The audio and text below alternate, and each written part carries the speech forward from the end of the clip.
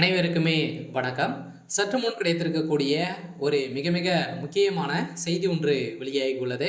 சற்று முன் திமுக அமைச்சர் செந்தில் பாலாஜி அதிரடி கைது, அதிர்ச்சியில் முதல்வர் ஸ்டாலின். இது மாதிரி பார்த்தீங்கன்னா செய்திகள் வெளியாயிருக்கு. அனைவருக்குமே தெரியும், வருகின்ற சட்டமன்ற தேர்தல் 2026 வரப்போகுது. இன்னும் பார்த்தீங்கன்னா ஒரு 3 மாத காலங்கள் இருக்கு. அதுக்குள்ளே சட்டமன்ற தேர்தல் வரப்போகுது. அதுக்காக அனைத்து கட்சிகளுமே பார்த்தீங்கன்னா சங்கங்கு யார்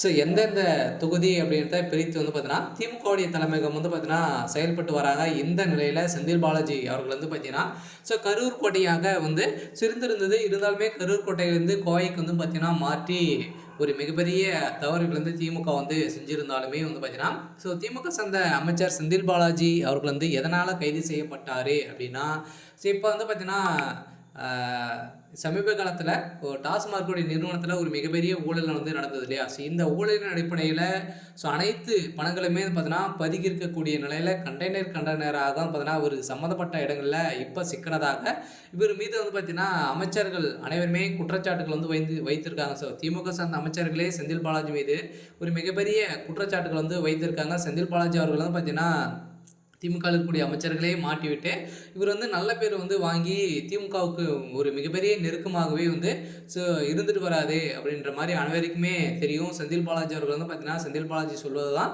திமுகவுடைய தலைமையகம் கேட்குற மாதிரி தான் செந்தில் பாலாஜி அவர்கள் ஒரு மிகப்பெரிய இடத்தை திமுகவில் சமைத்து இருக்காரு. இருந்தாலுமே செந்தில் பாலாஜி அவர்கள் தான் ஒரு மிகப்பெரிய பவர் வாய்ந்த ஒரு தொகுதி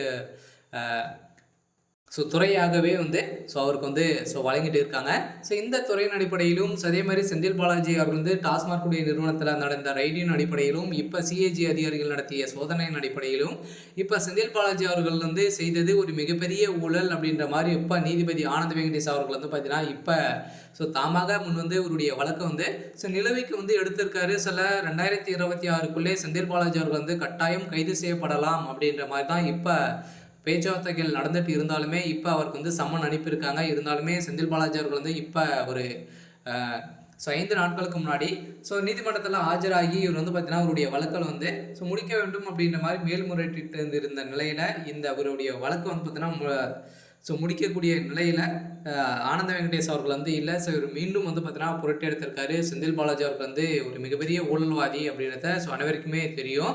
அதனால் பார்த்தீங்கன்னா இப்போ அதிரடியாக செந்தில் பாலாஜி அவர்கள் கைது செய்யப்பட்டு இருக்காரு. இவர் அமலாக்கத்துறை கஸ்டடியெல்லாம் இருந்திருக்காரு அப்படின்ற மாதிரி ஒரு தகவல் வெளியாக இருக்குது. பார்த்தீங்கன்னா இப்போ திமுகவுடைய தலைமையகத்துக்கு ஒரு மிகப்பெரிய அதிர்ச்சியை ஏற்படுத்தியிருக்கு. இருந்தாலுமே செந்தில் பாலாஜி அவர்கள் கைது செய்யப்பட்டார் அப்படின்னா திமுகவுக்கு ஒரு மிகப்பெரிய இழப்பாக தான் இருக்கும். இருந்தாலுமே என்ன நடக்க போகுது அப்படின்றத வெயிட் பண்ணி பார்க்கலாம். இது மாதிரி செய்திகளை தெரிஞ்சுக்கணும் அப்படின்னா மறக்காமல் நம்மளுடைய சேனலை சப்ஸ்கிரைப் பண்ணி சப்போர்ட் பண்ணுங்கள்.